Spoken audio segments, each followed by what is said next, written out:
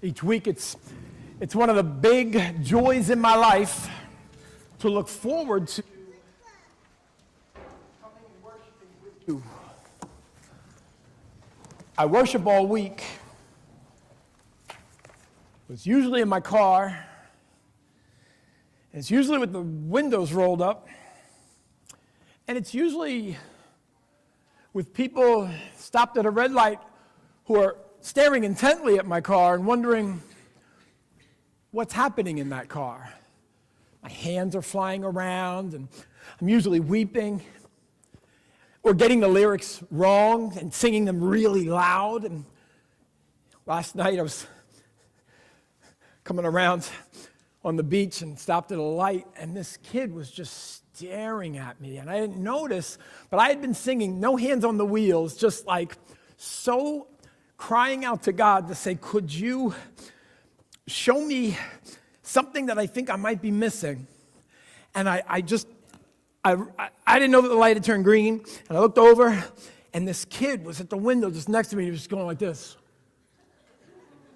He kept tapping his dad, going.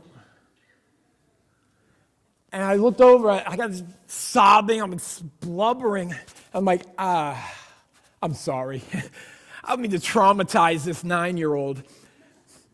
But there are times when I get to worship and it's all I can do.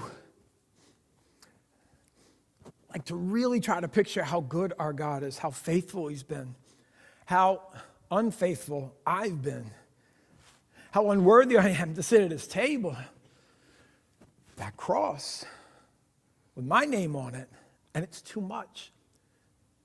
And then on Sabbath day, I get to wake up and know that the whole day is different than all the other days, and the pacing and the ways we approach it. But then I get to link arms with you. And I'm not the lone, snotty, crazy man in the car just losing it. I'm among family and friends, and you are singing about the same name that is light and hope and justice and peace and shows us how to love. And I remember I'm not alone. I had to do something fairly unpleasant this week, and I needed help. I just happened to look over to the left, and my neighbor, Dr. Zargis, was getting in his car, and I said, any chance you have a moment? Yeah. You want to do something really lousy and unpleasant with me? Because I need help? And he goes like this. Absolutely. And he gets in my car. And I'm like, it's good that we're not alone on this journey. In the good days and the hard days. After 11 years, our golden retriever passed away this weekend, and it was lousy. I mean, literally, she's running on the beach, happy as could be, and then Kayla looks back and goes, why is she laying down? That's weird. Never does that. And they kind of roused her, and she got back in the car, but she was real slow, and she couldn't breathe. She came back, and I was sitting there, and I was like, something's wrong. She had had a heart attack, and the kids were supposed to go to the Boston Pops, like big party night. They're all dressed up and crying. And so I said, just go up, say goodbye. This doesn't look good. And it wasn't. 5 minutes after they pull out of the driveway, she gasped this like last breath, and I was just like, oh, that's lousy. And then I'm looking, I don't know the rules. What do you do with a body? I realized it was really cold outside, so maybe I'll move her out that way. You know the phrase dead weight? It's heavy. I can carry her around 70 pounds. I carry her around the whole place, play with her and everything. I could barely budge this thing.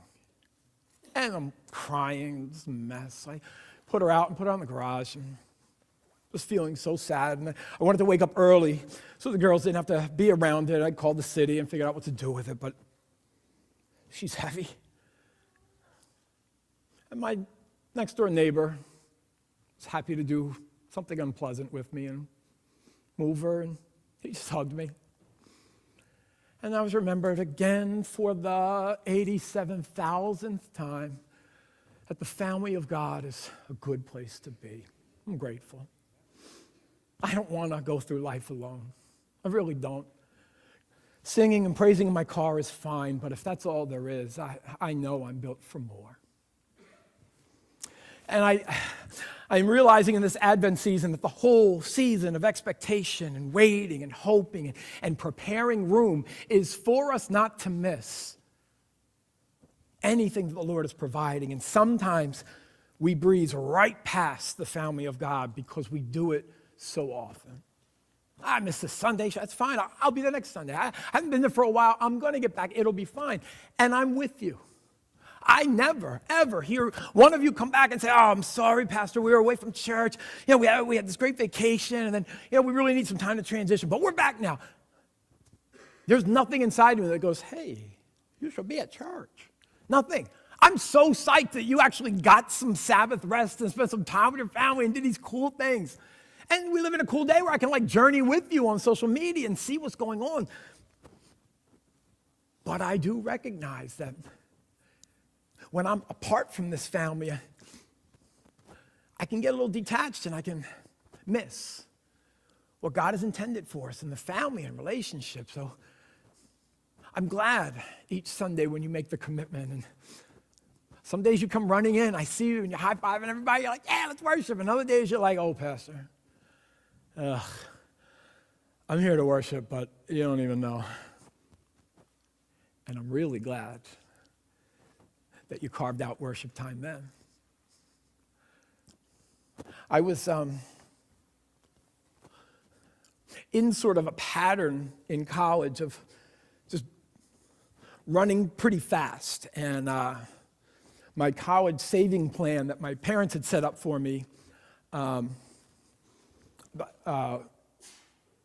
was this. My dad came up after about the third week of me being at school. I had to come up alone with my sister. She was an RA.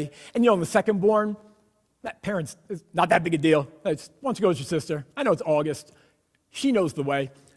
When Ann came to college, we had a 10-day Quincy trip. We staked out. We had parades and banners, and there was flowers and unicorns. We were kissing people. Went to the mayor's office to announce her presence. And not the second born. That's okay. 3 weeks into my freshman year, my dad comes up and goes, so what are you doing for money? And I was like, it's not a good sign. I was really hoping you were going to have a different conversation with me to say, I haven't shown you, but I've been saving for the thing. And he goes, so what's your plan? And I go, I got to get a job. He goes, all right, I'll help you. My family's very practical. He took out 2 quarters, went right outside McKay's Diner, went to the Boston Globe, green box, put in both corners, and said, let's go in and let's look at the help wanted. That was my college savings plan from my father. And you know what? He's a smart man. I got a pretty good job. I didn't know that I could work full-time and be a full-time student, but a security job that I went for, I was just asking for 20 hours a week. And she goes, you're going to need 40 hours a week. How am I going to do 40 hours a week? I'm in college. She goes, the overnight shift. I was like, what? People stay up all night and get paid? Why would they do that? She goes, it's awful. It's terrible. You're going to hate it. But you can stay in school. So I started doing it.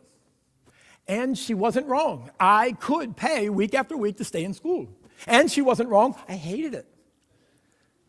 I go to work at Quincy Mental Health Facility. My dad just goes, it's so appropriate for you though, right? And I show up at about 10:45 at night, shift the security guards, okay? Have my little uniform on, my little fake badge. I don't know why they give me a badge. It's like sheriff, what am I? Nothing. And I was to just host the lobby for when trauma happens at Quincy Mental Health Center. The full moon thing, that's real. And all night, I just was there. Beauty, I was so bored and I had to stay awake the whole time. I studied all night. Not because it was all that interesting. I had nothing else to do. I was killing it academically. You know how nice it is to get paid to study, then to go right from those studies, close the book, get some breakfast, take the test. You're just ready to regurgitate it all out. My teachers were so impressed. 2 years into it, I was weary. I said, I don't know if I can keep doing this. I go to bed like in the afternoon, try to wake up for Jill's volleyball game, which was somewhere up in Maine. I'd hitch a ride with Charlie. We go up 95, go to this crazy place, and then get back just in time for 11 o'clock to go running in with my little sheriff's badge. And I was tired. They let me off one day. It was like a Wednesday. And it's like a little early. It's about 5:10 a.m. You ever been to the student center at 5:10 a.m.? Good. Nothing good happens there. Nobody's there, really. Except this time I walked through, and there were these, like, posters all around. They all would have said the same thing. Will you take care of my grandfather? I thought, it's a strange ad. And there was no social media, there was no internet, so it was like a creepy invitation, I guess. I don't know. But I looked at it and said, oh, what is that? Real small, it said, room and board provided. And I had already done the math and was sort of thinking, man, if I just didn't have to pay for my dorm and rent and food, if I just didn't need food, I got the tuition covered, Lord. Can you just sustain me on nothing? And he said, no, dummy. You got to pay rent. So I had to get school loans to pay for that. But I'm seeing the poster and I'm going, wait, room and board, that's all the other. And if I keep doing the other job, I'm good. I went around the corner, right where the mailboxes are. There's another 35 posters, all of them there, just tape, just like that. And I go, I'm getting this job. So I took down 47 posters, every single one. It's 5:10. Early bird gets the worm. You should have been up at 4. And I grabbed every one, had a whole stack of them, brought into my room, and I made a call. I called the number. It's a girl in Harvard. She goes, oh, yeah. Yeah, about my grandfather. Yeah, my family lives in Washington. My grandfather's out in Scituate. You know where that is? I go, oh, yeah, sure. No idea. She goes, yeah, so I'm in Harvard, and the plan was he wanted me to stay there, but it's a long trek into Cambridge, and my school load, I got to stay there, so we need somebody who would just be in the house. Is that you? I said, yes, I'm sure it is. She said, all right, why don't you, I'll call my grandfather, and why don't I tell him in about an hour you'll meet him down there. Why don't you go interview? Great. Pull over to Jill's house. Hey, see these posters? I want to get this job. She goes, Scituate? You drive a 1983 Chevy Nova. That thing shouldn't leave Wollaston. How are you going to get to Scituate every day? I don't know, where is it? It's like 40 minutes down 3A. What's 3A? I don't know. So I said, I don't know, I think it's a good plan. She goes, okay. She stops me, she goes, hey, seriously, Stretch, I know you hate talking about money. Don't you dare come back. Tell me that you're moving to Scituate and you don't have enough gas money. You have to, right at the front, you have to tell him you need at least $30. That's your bare minimum. You must have $30 to get you all week back and forth and back and forth. You have that night class on Thursday night. That's 4 trips. I go, I know, I've thought this through. She goes, no, you haven't. You hate talking about money. I said, so? She goes, don't come back here without gas money. Be mad. I know what's going to happen. You ask my parents, they're going to lend you the car, and they're going to pay for all the gas, and I don't want that. I said, okay, I got it. I drove down there. 2.5 hours later, we pulled into Scituate. I didn't know where I was going. No, it's literally a half hour. But 2.5 hours later, I'm wrapping up the interview. It was like I knew this guy forever. He's from Philly. He camped out in northern Jersey at DuPont and became an inventor for them. And he has registered to his name 72 U.S. patents. In his spare time, he started a restaurant called Hogate's down in Washington, D.C. and Ocean City, New Jersey, which just happens to be my grandparents' favorite restaurant of all time. I knew Hogate's like it was my house. My parents never took me to restaurants, but my grandparents, let's go to Hogate's.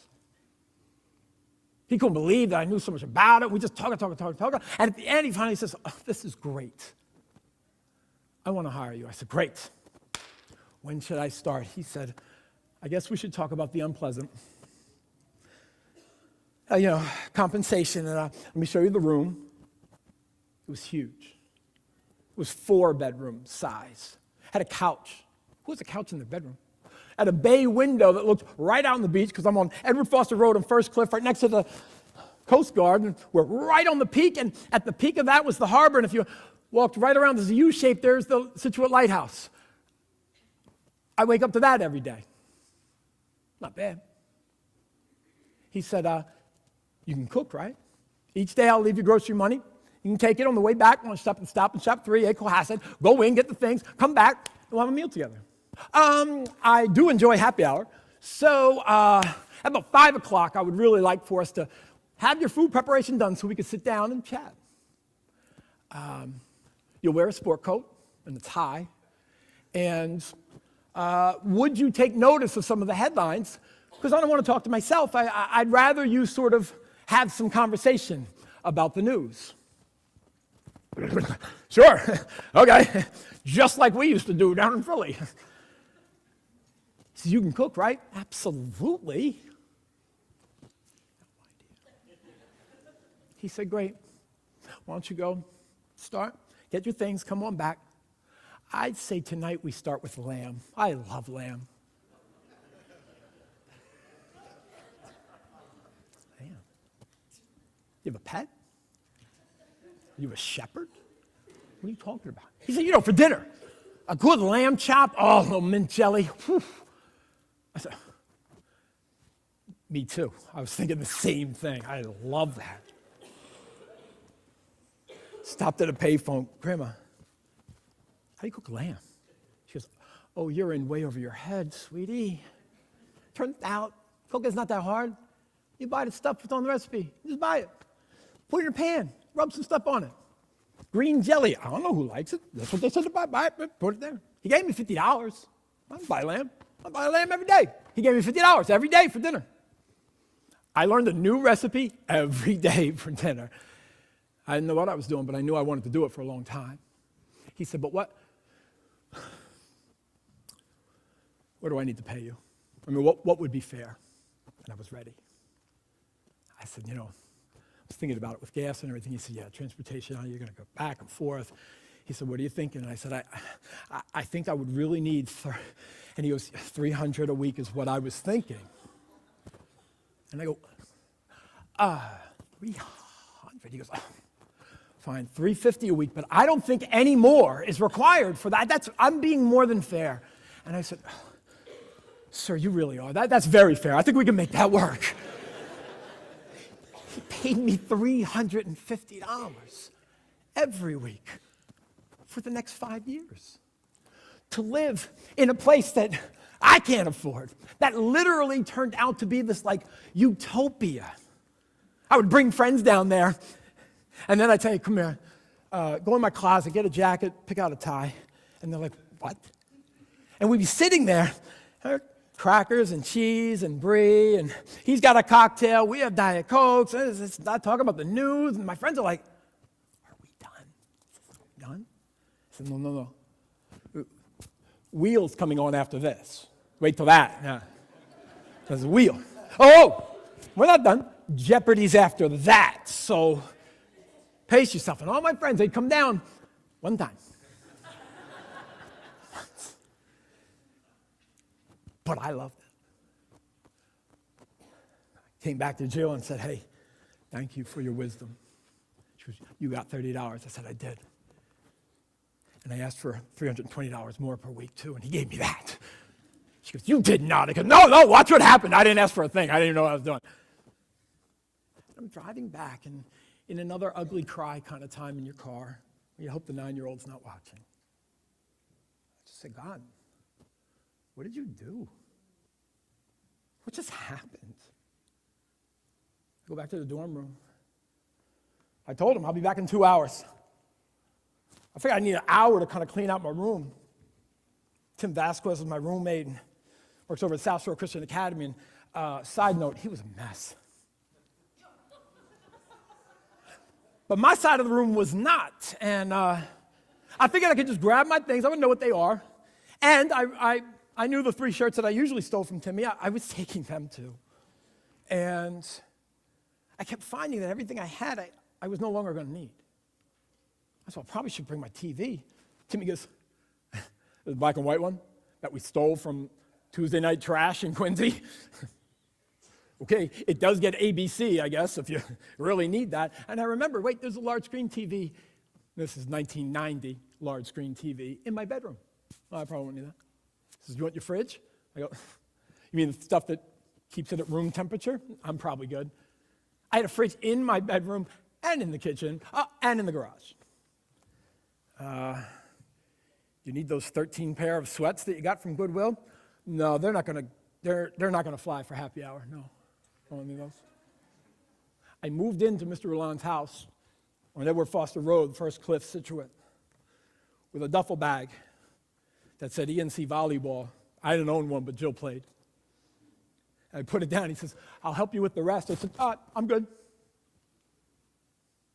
Walked in this huge room. All my stuff fit in one drawer. I had 2 walk-in closets. He goes, what are you going to do with that? I go, I don't know. I'll think of something. And it had never crossed my mind that there was other ways to pay a college bill, that there were other living situations, that there was creative whatever. I didn't go looking for it. I stumbled into a student center and thought, that's a weird, creepy sign, but the small print said room and board. I'm down. Changed everything. Next night, Jill came down for dinner. He looked me dead in the eye and said, I should have met her first. He said, Jill, don't you want a job? I said, well, I know he's fine, but he was in love with Jill. Everything she did, he just like moved towards and was like, tell me more. He had built this whole house for his wife. This is so sad. Exactly 6 months from the day that they finished all the construction, all the things, his engineer, inventor, all this cool stuff here, all for her. She was 11 years younger than him. So he was setting her up for the rest of her life. And 6 months from the day they moved in, she passed away. And he lived another 14 years by himself. And every day he'd look around the house and go, that was for her. I didn't even want that. That was for her. I don't even know how to use that. People say they love it. I don't know what it's for. That was for her. And he kind of walked around without purpose. Not me. I literally felt like I was living the dream. And it had never, ever crossed my mind that that was available to me. And I started to learn about being careful to make sure that you set your sights in the right direction, but flexible enough that you allow the Almighty, creator of the universe, maker of heaven and earth, the one who just speaks things into existence, allowing him enough flexibility in your life that whatever container you try to fit him in, that you give enough room that he can do whatever he wants to do. Because my vision was never going to be big enough for what he had. And he just gently, those years, started showing me my prayer life. It was fine, but the things I was asking, the things I was ready for, the things I thought he was preparing me for, they were very contained. They were very safe. I noticed that he was up to really good things in some other people's lives and other churches' lives, other places in the world, all that was going on. And I would pray and say, how come they get that? That sounds awesome. I want revival to happen here. I want to see thousands become followers of Jesus Christ. I want to be a part of that. And he says, do you? When's the last time you asked for that? That's why I just sort of assumed. I don't know. And Advent's a thing for us in church because we get busy. We just simply get busy, and what happens is our world, it's so big it's hard to manage. And so to make it manageable, we'll break it down into bite-sized pieces, but the almighty master of the universe, he's not really contained in like a fun size. He's more the overflowing. Press it down 30, 60, 100-fold, and then there's more. He's often the God of the right now, but then the abundance manna falls from heaven. You have all that you need. Oh, and if you try to hoard that and save it, all you'll be showing me is that you really don't want to trust me for tomorrow. So don't do that. Because by tomorrow morning, that's going to be foul. But trust me, I have more where that came from. I'm from a very simple family, and our Italian Catholic background would approach the throne very timid, and I felt rightly so. I still feel rightly so. You're God, and we're just And if you would be so kind, I have this request, and I know there's so many others, but I'll just leave it here. You do it what you want. I'm sorry. That doesn't take up your time or anything. And yet God started showing me in this house, this room, this new lifestyle, this place. He said, "What? Why are you so quick to run away? Why are you just like slapping a sticky note on the altar and saying, if you have time, I just didn't want to bother you. And I'm, He said, well, ask. You'll receive. And sometimes you don't even get because you won't ask. Why? I'm yours. All that I have, I've given to my son, and he's given it to you. And all you do is stretch and stand there saying, but I'm not worthy, I can't, not me. And God says, I appreciate the humility for a little bit. I appreciate you understanding. I am God and you are not. I didn't create you. I certainly didn't send my son and my Holy Spirit. And everything that I have to present to you so that you could sit there and live in a nice, neat, contained, tie it up with a neat little bow place that was safe. You want revival. Why won't you ask for it? Well, I mean, it seems like it takes a lot. Yeah. So why aren't you praying for it? Why won't you fast and really press into me? You seem to act like you're a bother taking up all my time, but I love every minute I get to spend with you. I was given a room that had a couch. Literally, I kept calling my mom going, what does somebody do with a couch in their bedroom? Like, is that a thing? I don't know the purpose. My dad says, why don't you make that your prayer couch? I go, what's that? He goes, I've heard of people that have some space where they only go there to meet with God, and it almost becomes a sacred kind of place. And you prepare yourself, and you don't just bring popcorn over there. You don't just watch the game over there. You don't just do your homework or whatever over there. No. When you're there, you know that you're there to encounter God. And that was a great idea. For the next 3 years, that couch was such sacred, intimate space for me. I learned about, this is why my youth pastor was telling me to do devotions. This is why we sing about the power of God's word when it comes alive and jumps off the page. It sure helps looking around at $1 million properties that are at my disposal and to see the harbor and the sunrise there and the sunset right there. I wouldn't have to move all day, and I'm living in like a vacation brochure. And God said, all this and more, I'm anxious for you to enjoy. Draw close to me. And Advent is that invitation. I realized I didn't need to be on Edward Foster Road. I don't need to be in $1 million house. I don't need to have crazy amounts of money just to live and shop in Cohasset for groceries. But the time I was willing to spend, the permission I was ready to give God, started to change some things. I started to see in Scripture that there was a longing that God had for us that He's pretty serious about, and that we blow off a lot, that I blow off a lot. I've entitled a lot of messages. I don't know why. I don't think anybody ever actually sees the title, and somehow that helps me. I think this is the longest title I ever had for a sermon. I entitled it, He's Got More Than You Know. So if you think you've made room for him and all that you know, ... parentheses, you better prepare some more room. I don't know if that's really a title of anything.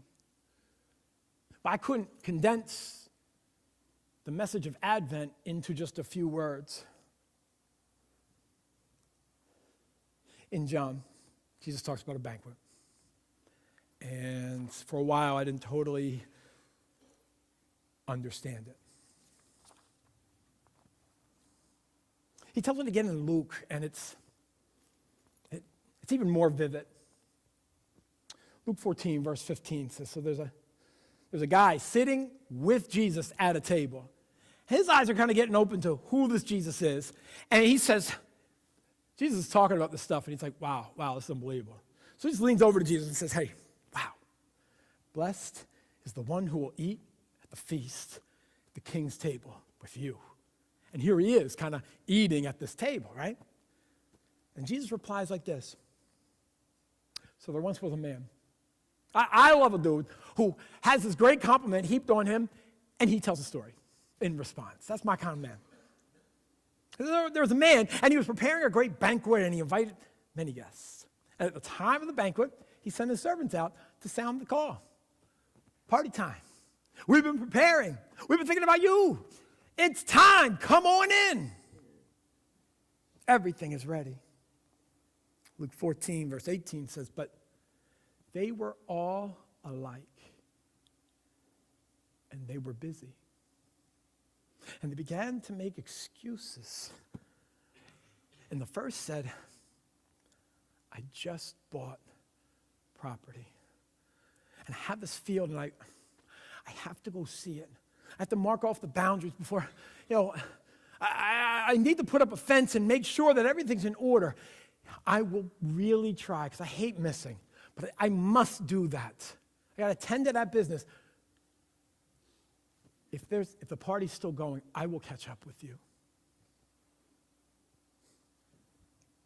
The second one said, I just bought my ox, 5 yoke of them, and I can't just leave them here. I actually have to get them back to my home, which is in the next town, and it's at least a 2-day journey, and I can't just leave them, and I got to do this first. Thank you, though. And another replied, I just got married, and I was planning on coming. It was going to be great, but boy, what are you going to do?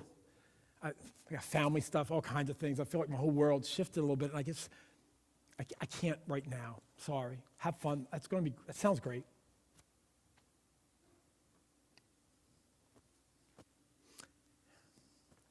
And the servant came back and reported this to the master and the owner of the house. It's not like he's hurt or disappointed. The Bible says he's angry. He says, fine. I want you to do this. Go out to the streets. Find all the people that you didn't put on the list. That somehow you maybe didn't have a relationship with, you didn't even know existed. All the people that didn't get the invite. Tell them to come. So they went out to the streets and they found the hurting and the lonely, the disenfranchised, not popular. And they went out there and they brought people in. The poor, the crippled, the blind, the lame, the alone, the forgotten. And comes back to the master, goes, I did everything you asked. Every single person you told me who didn't get the invite, I gave an invite, they're all here. Master goes, great, so we're getting ready to start then, right? Look at the DJ, like, all right, here we go. The Roots were playing right on the side there, and they had it all worked out. It was all going to happen at just the right time. He's like, ready? And the guy goes, no, there's still a ton of room. You wanted this filled. What do? He goes, oh, all right, hold on, just wait a minute. Go back out, but don't stay in town. Go outside of town. Go down the country lanes. Go further and find everybody who didn't even know this party was happening and invite them. Then he says this, and compel them to come. And they do.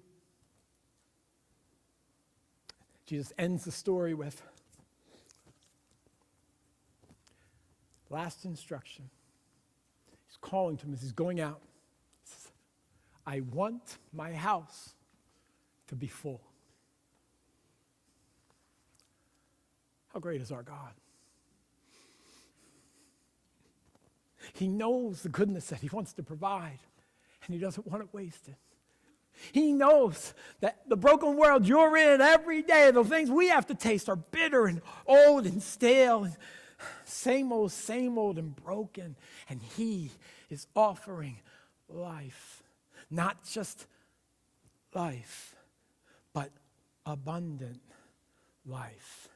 Talks about things being pressed down so to make room for more, and there'll be 30, 60, 100 times. And out of the overflow, you'd get your own needs met. But the blessing you would be to everyone else who had no idea those blessings even were a thing you now get to be a part of. And God just says, I don't want you to miss out on any of that. And in Luke 14 and back in John, the people who had the invite, they weren't rebellious. They weren't disobeying. There was no huge sin that they were just like, come on, man. Let me do this. I don't want to get my act together. I don't want to come in the party. You got all these rules in there. It was nothing like that. You know what they were? Busy.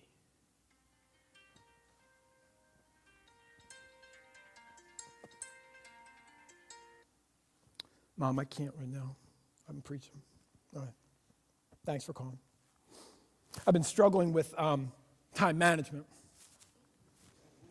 So I asked my mom to call at 11:15 to make sure we were done. I don't want to be so busy that I miss anything.